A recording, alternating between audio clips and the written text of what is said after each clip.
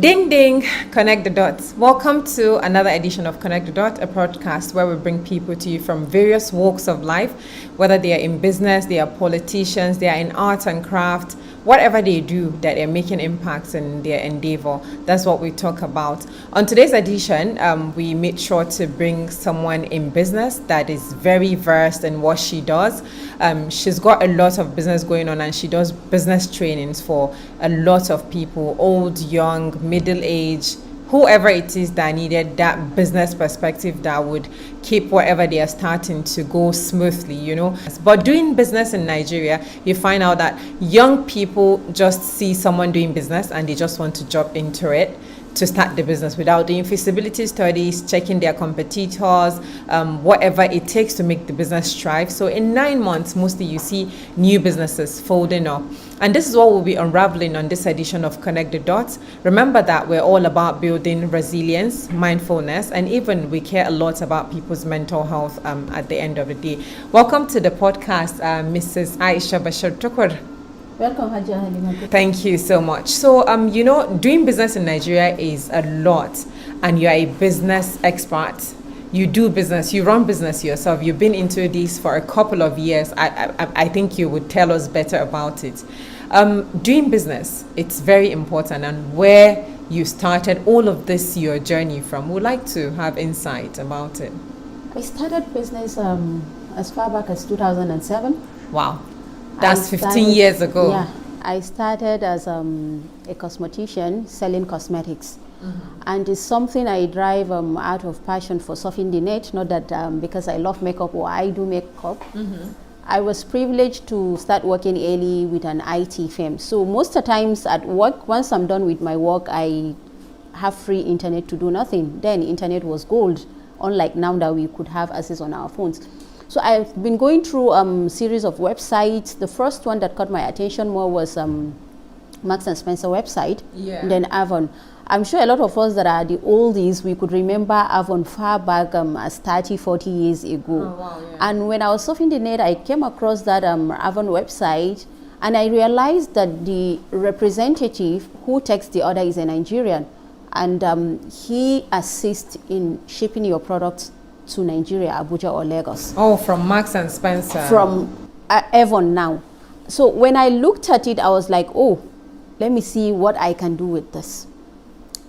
We had a conversation with him on Yahoo Messenger then. There was nothing like Facebook, Instagram or even WhatsApp. So we started our conversation with him on Yahoo Messenger, then we took it up to emails. He sent me some account details. I met some orders online, sent him screenshots, and that is where we started. I didn't tell anybody. But then, this is really impressive. Like, you don't know somebody just through Yahoo Messenger and you trusted that person. To be honest, I take a lot of risks. But even at that, before I placed the first order, what I did was I did a lot of research on the company because I asked him a series of questions. Who are the shippers? He said, okay, that is who I am. His name is Richard. He said, I'm a shipper, not really an Avon representative. And I was like, you are a shipper, not an Avon representative, so why are you selling Avon Cosmetics, or why are you a rep? So he went ahead to explain to me that he's from Lagos, Nigeria, and he has a lot of contacts who are interested in doing Avon business or getting for their use, but getting it shipped direct. Avon doesn't do direct shipment. You have to go through third-party agent. Oh. Yeah, so I now wrote Avon to know. I asked him of his Avon rep number, and he did send it to me. I now sent an email to Avon to confirm that he's a rep. And wow. Yes, and Avon responded to me that he is a rep. Oh, wow. I went ahead to ask him of his shipping company details and the rest. It took me a week to do all this. So after doing that, I just went into prayer. I said, Ya Allah, I've done my part. I've did my research. I've did my investigation. If this is best for me, is it for me? And we started. To be honest with you, I've not had any issues until I diversify and also move from doing only Avon and introduce all sort of things into my business. Now, while I was doing the Avon, my sister got married. She's in UK. I had interest in Marks and Spencer, like I told you earlier. So I now monitor their promos. You know, online shopping, it's quite easy, but you can miss out on informations. And being newly married, I didn't want to like start disturbing her, help me go to the store, help me do that. Since I'm an internet savvy person, I'm also a specialist, a computer scientist, why not do this yourself? So I always look out for deals online, but particularly Marks and Spencer, then only. So if I see shoes, if I see bags on sales, I will go in, put it in my card, send it to her, give her my details, she could log in and pay. And after I've done that for 4 or 5 months, I was like, why not have your own bank account that you could make payment by yourself? Wow. I walked into GT, I told them what I needed, and GT opened a domiciliary account that had Euro, Naira, and Master. All in one. All in one. And when GT opened that account for me, all I do is I'll go to zone 4, buy my dollar, put it in my account. And at a point in time, I became friends with one Alicia in GT. I could just tell her I need dollars. Then dollars was abundant.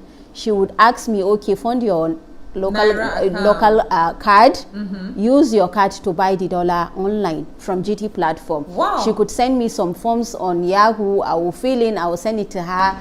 And this is interesting. That was it. This has been going on for quite a long time, but you know us, we want to start business today and get it grown in one day. Yes, that's the thing. Like, I'm still wowed, like I'm perplexed to know all of these details. So you started this whole thing 15 years ago, yes, and no one would think about it. That's why we see you whenever you're doing stuff, you're putting all the expertise in it, and a lot of people are really interested to know, oh, who is this woman and where did she start from? So going back to all the business that you do, you diversified from just Avon products to other products. How did that span out? You see, the truth of the matter is whatever business you are going to go into, I don't have to go into details, that would be for another time. You have to do your survey so well. Research. You need to do your research, you need to survey and see, okay, is there market for this? When I started, people were more focused on getting the perfumes and the body care, not really the cosmetics from Avon now. Okay. And along the line, when I started, I could remember so well, dollar was around 93 Naira to $1. Wow. So at a point in time, when the dollar started going high, the market start going down. I mean, like the sales. Yes, you make some sales, you make some purchases, people will buy, but it was taking time. So from that same office, I regulate going to Lagos for trainings in my IT field. And anytime I get to Lagos, I go into Balogun Market. And I start seeing wrappers and laces, and I was like, oh, almost everyone in Abuja has become a northerner. We make laces, we make fabrics to wear always. Why not try those wrappers? I went into Balogun Market. I took 2 days. I went round and round studying and seeing what was going on in Balogun Market. And funny enough, fortunate for me, we have a lot of family members in Lagos, and they know most of these people. They know those that have been in business for long. They know those that their quality of wrappers are good. I went into 2-3 shops, and I can tell you, from that 2008 that I started doing wrappers till today, I still maintain the same relationship and contact with at least 4 of my suppliers in Lagos. Since 2008? Since 2008, because that is when the fabric thing was more.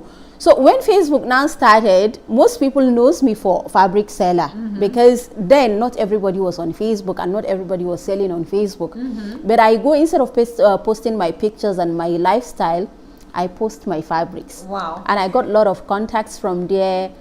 Moving on, 2, 3, 4 years into it, network marketing came. I started, and I saw an avenue to use my contacts to grow. And this is where we are today, alhamdulillah. MashaAllah. I can really tell you that I have 2, 3, 4 businesses doing well, whether I'm there or not. It's been a while I didn't come to this store. I mean, my managers could tell I've not been in this store for more than 3 weeks. Wow. And everything is going. That's what they mean by trying to create investment that will bring you passive income instead of you being present every other time. If we are always present, we are yet to be in business. Yeah. We have to get to that level that whatever business we are doing, we should build it to the level that you don't need to be involved. Wow. And that can only happen if you're focused and determined, because it's not about the money. You can sink in money in your business, you can put in all the resources. If you don't monitor it and you don't create a system that will make it stand alone, there's going to be a problem. Wow. And I remembered you saying in the intro, some businesses go down as early as 9 months. Yes. Yeah.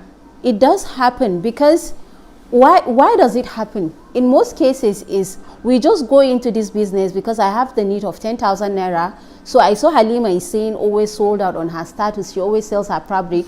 It's better I start selling fabric like Halima, so that I can get my 10,000 naira profit from that wrapper and get to solve my business. My problems. But it's not sustainable, Halima. It is not. It's not. Why are you in business? Why do you want to go into business? I always tell people, if you go into business because you're stranded, you need money, your business will fold immediately. I think we should call it buy and sell. It's not business. Yes, of course, buy and sell, because when you have the need of 5,000, for instance, and you go in to buy fabrics and sell, or shoes or wrappers, and you make that 5,000 naira profit, and you take the profit and spend it on your needs, do you think you have any money again to put back into that buying and selling? You won't grow. And with time, you start eating into the investment. And before you know it, you're out of business for so many reasons. Wow. So many. This is interesting. You understand? So we have to really understand, why am I in business? Why do I even want to start business? And if I start, what am I putting in place? Where do I go from here? A lot of time when you call people, come and invest in business classes, business coaching, mental health classes, and the rest, they just feel like these people just need money. It's a waste of time and resources. But the truth of the matter is, anybody who has gone through a series of years of experience is totally different from you, novice, who wants to start today. Wow. And it's even shorter. Your journey will be short, because from experience, I will tell you all the hurdles I've been through. You understand? If you're to source in for, let's say, contact now, do you fly to Lagos, go to market and look for contacts and come back? No. If I have it and probably happen to be my student or something, or we have good relationship, why can't I share with you? Definitely. You understand? So it's just about, you understand, it's about using your contact and leverage to get those necessary information that you want, and be open with that person. I want to start XYZ, regardless of whether the person is doing same business or not. If that is what you have interest in, if you've gone through all the pre-checks, there are pre-checks for starting business, but we don't know about it. Wow. Please, can you run us through the pre-checks briefly? Briefly, who are you? You can't start business without knowing who you are. What is your risk level? How well can you take risks? Why do you want to start this business? Have you done your visibility studies? Are you starting because everybody is doing? There are times that you see that everybody is doing importing business. There are certain times that you see everybody is into makeup. There were trends that everybody was a caterer. When small shops business came in, I was thinking, it has come to stay. There will be no any other business. Look at it today. How many people does this? So when you're done with your pre-checks, the next thing is to sit down and have a conversation with yourself. Okay, fine. Who do I need? Where do I seek for help? Be it free help, be it paid help. Where do I start? It saves you time, it saves you energy. You can't just fly into Lagos, go get contact of who is selling wrapper and shoes and come back, and tomorrow you want to sell kitchen wares, you now go to Kano, get and come back. No. In most cases, we start different businesses before we get to understand which works better for us. Now, for the past 15 years, I can close my eyes and tell you today, if I bring in XYZ, I know I will sell them down. Wow. I had that experience, but I didn't just do that and stick to it only when I started. At a point in time, I was studying, I was evaluating myself, I was understanding what works better for me, you know. And another thing is, you can't just start selling wrappers today and jump into selling kitchenwares tomorrow. Next tomorrow, you're doing hand soap. In 1 week, you've done like 10 businesses. How will you identify and evaluate what is working and what is not working for you? You know, all these things matters, and we don't just, knowledge for business and everything now is often in the open, free. Yeah, it is. 15 years back, I can't recall any business coach that I know in Nigeria that I can go to their handle and learn stuff. But now on Instagram, on Facebook, on YouTube, there are thousands of resources that are even free. and they are quality resources. Wow. So what is left for you is to take your time, invest your time, go through these things, and start outlining the things that you need to focus on and the things that you need to put your energy on. Okay. But you see us having that 247, all we care about is trends of who is getting married to who. Yeah. You know, we keep scrolling, and there is something with time. When you start scrolling, you might end up scrolling 2, 3, 4 hours. You don't know. You don't know. You Wasting know? your own You've precious seen this time. Ashobi, you've seen this dance steps coming in. TikTok is even another wall on its own. Wow. Those that are making millions on TikTok are making millions. And those that are wasting their time are doing so. Those that are wasting are just wasted. Well, I won't call it waste. Probably they don't really have the need for it. Well, okay, with this, I think we should go on a quick short break, taking a message from Abuja Sleepwear and Lingeries, and also Hanana Nigeria Limited. Stay with us, we'll be right back.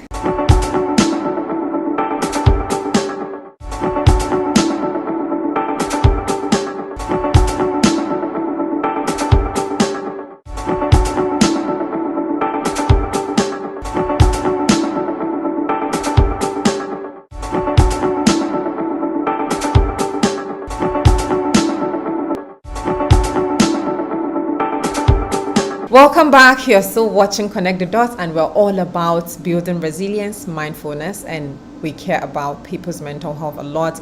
In this world that we are in, there are a lot of things that are going on. Before we went on the short break, we're talking about pre-checks for businesses, and we took message from Abuja Sleepwear and Lingerie, and then Hanana Nigeria Limited. So let's get straight back into the business of this discussion. Like, it's interesting to know that there are some pre-checks that we all need to do when we're starting businesses.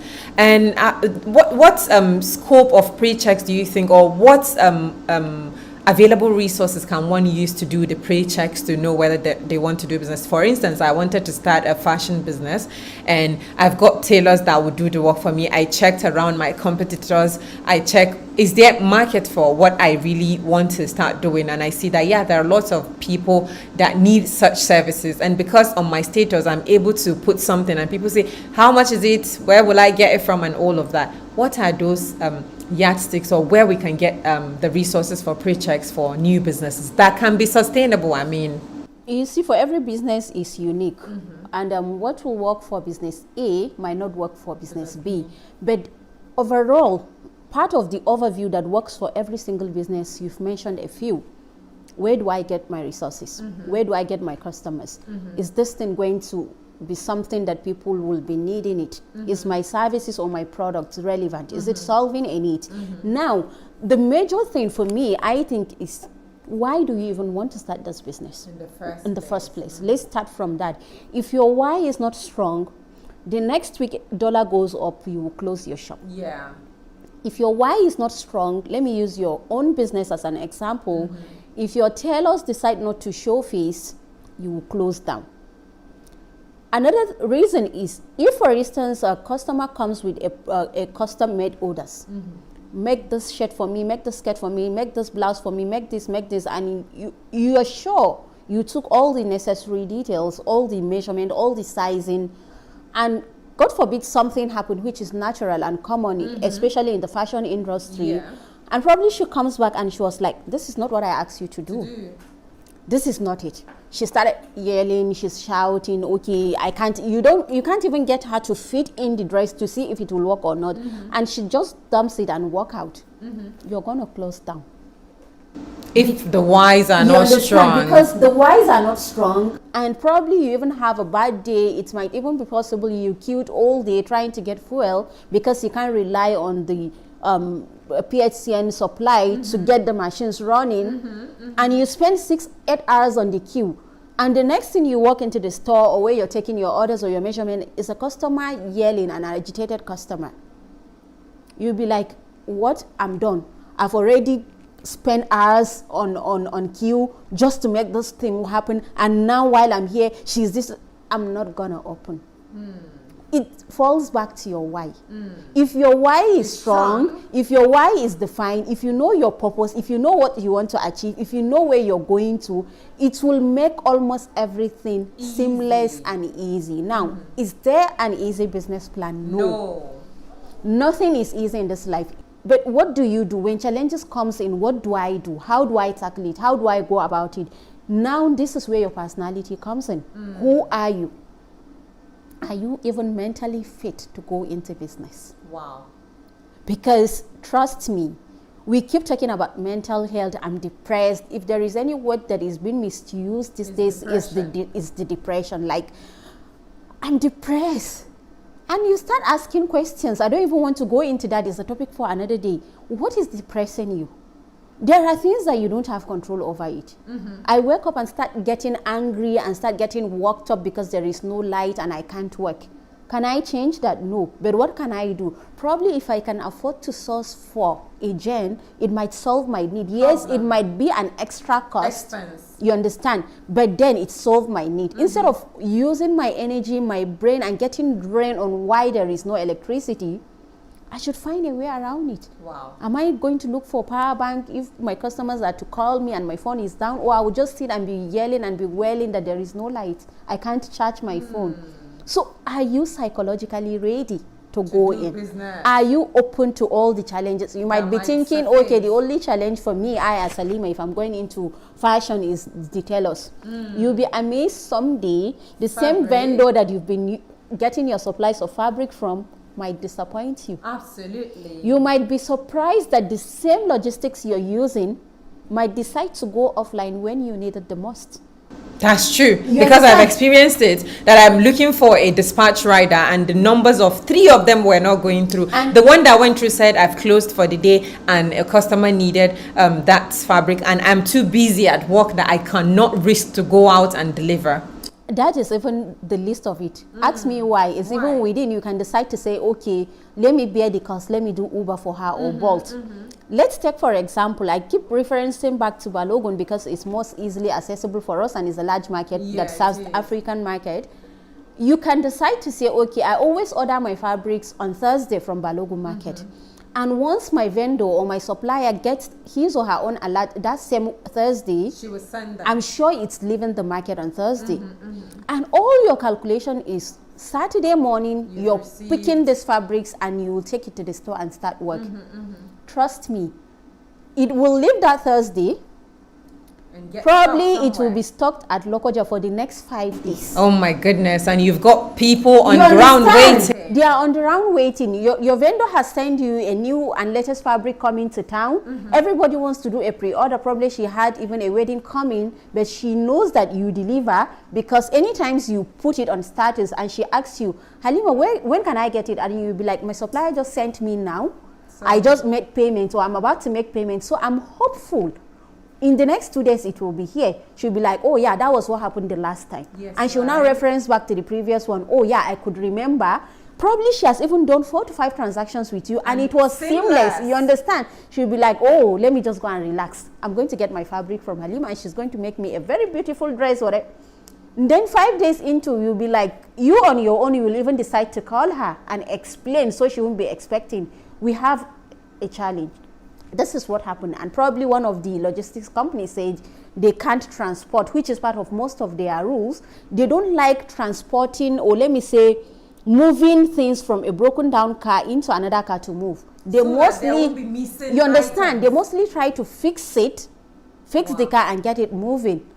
And for instance, if fixing that car takes only a day or 2, they might go into Lagos or come to Abuja, whichever is closer, to get that part that is done, go put it with the hope that it will start. And you would not. Trust nature. And it won't. And what could have been fixed in a day or 2 will take another 4 or 5 days. Just like the Lokoja flooding that got people stranded, vehicles, goods worth millions of hundreds of millions. A lot of companies, those that are in perishable business, made huge losses that time. And who thought it could have happened this way? It has never happened in the history of this country. I've never had a day that there was a breakdown in Lokoja, that there was no free movement for 2 weeks. For the past 15 years, it's just like COVID. You know, probably you ordered something, it has left the UK and you're hopeful it's coming here on Wednesday.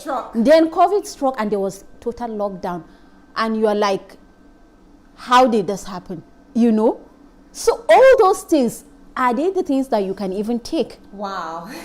Because if you can't, you're going to cry your eyes out for the next 3-4 days, and the 5th day you just come and tell your workers, please, I'm sorry, we are closing down. If you're even strong enough to even say sorry, because probably you're deep in that mess that everything annoys you, and the next person that even asks you what is going on in your life, you'll just flare up. You know, because it is, because you and only you know what you have been putting in place. So these are part of the things that I keep saying. Business is not for everyone. It's not for everyone. But if you're ready to learn on your way, on your journey to building your success, then trust me, there are days you look back and you'll be amazed on how far you've grown, because psychologically you're going to grow. Financially, that's normal. And trust me, you will be spirituated as well, because there are some things you'll be like, this one, I have to pray over it. Absolutely. You understand? So to me, business is not just about finances. It comes with lots of growth across everything. That's what I think. Oh, wow. Business is not all about finances. It's got a lot of elements that you need to put together. Excellent. Wow. So you're running 4 businesses, you said. How are you able to juggle? You know, initially I said to you that there is what is called passive income, where you don't need to be present and then you'll be able to still do your business. How do you manage all of this? Because it's something that we need to all learn. Because, for instance, I would say I started a fashion business, and then when I went to school, I stopped because I didn't get the people that could make it continue running at the time. You see, it depends on the kind of business that you are starting, and it depends on the energy and the sacrifice you're willing to put in. When I started, I didn't start all at the same time. I paid attention to the buying and selling of the cosmetics and fabrics for almost 5 years or more. Okay. It has gotten to a point that I was stable.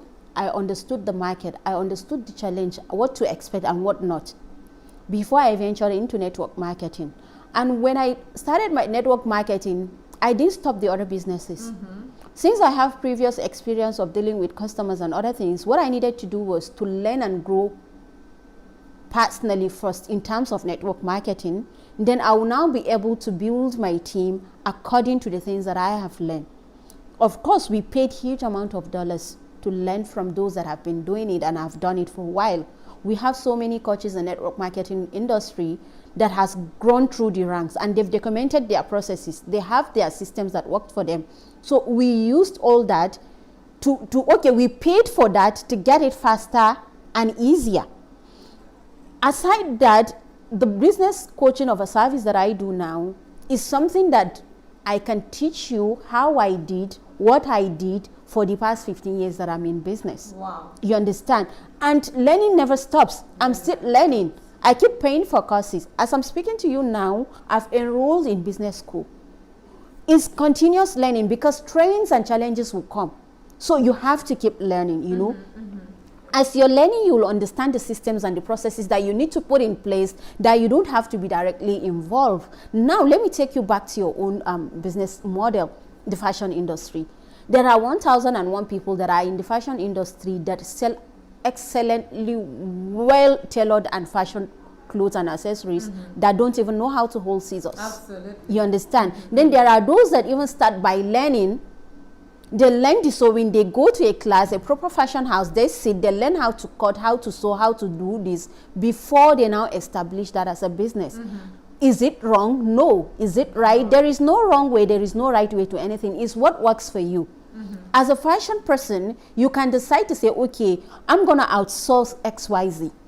I have identified my niche in this fashion industry. Yeah, fashion industry is wild, is big. You know, I don't have to do what everybody is doing. Okay, I have figured out this is what I want to do. Am I going to just focus on sewing palazzo skirts, trousers, I mean? So if I'm doing only palazzos, the person who is good in sewing fabrics is not for me. I have to look at who knows how to do palazzos very well, you understand? And I'm not just going to focus on one person. If he fails me, you understand? I will have other options. I will put all those things down. Now, do I need to learn how to do that myself? Yes, it's better, it's best, so that if you have emergency mending here and there for fitting, you can do it. But if you don't have the liberty of time, or you're doing it from another country and the people working for you are in another country, you don't have to learn it. You have to understand the sizing. If somebody comes complaining, okay, measure it for me, there is a tape in the store, can you help me tell me the length? And it's that simple. The customer can tell you, okay, the length is 58. And from her feedback that she said is short, you will know. You will now look at your book, okay, Aisha, when I was sending you this measurement, I told you the length of her trouser is 40. What she measured is 38. That means you made 38. I don't know if you get me. Yes, but if you don't understand all this concept, how will you make it work? No, it won't work. So first things first, whatever you need to do or you want to do, you have to even understand, where do I start from and how do I build those systems? What do I need to put in place? What are the things that I'm supposed to consider?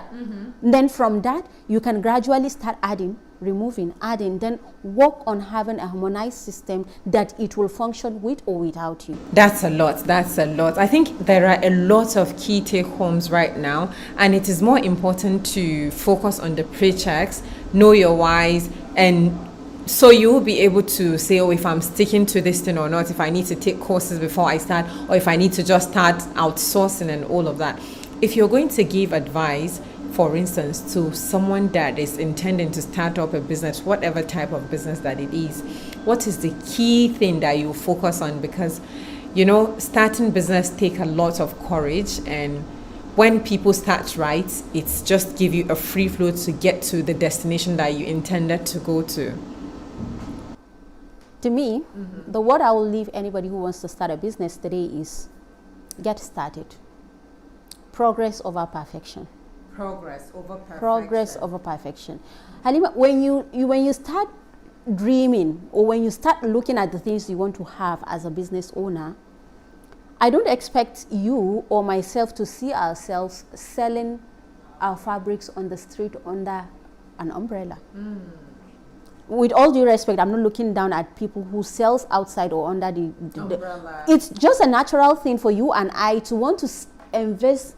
You know, I want to see that store well arranged with different fabrics, different laces, different dresses made, tailored, that any customer that walks in will be like, wow, I love this space. But when and how will I get there?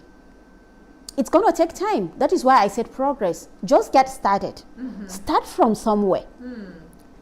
Build over it. Build over it. Don't wait for the perfect time. Yeah. In the past 15 years that you've been into business, you've gone through a lot, and it's a process that you decided this is the path I've chosen for myself, and whatever it is, I'm going to take it, go and re-energize myself and go back into the business. What are those key challenges that made you feel like, yeah, I need to just be grounded, get all the trainings that I need to make sure I'm able to do my business wherever I am in the world without any hassle? Like, no, I'm not there, I'm there, things work. Investments, Halima.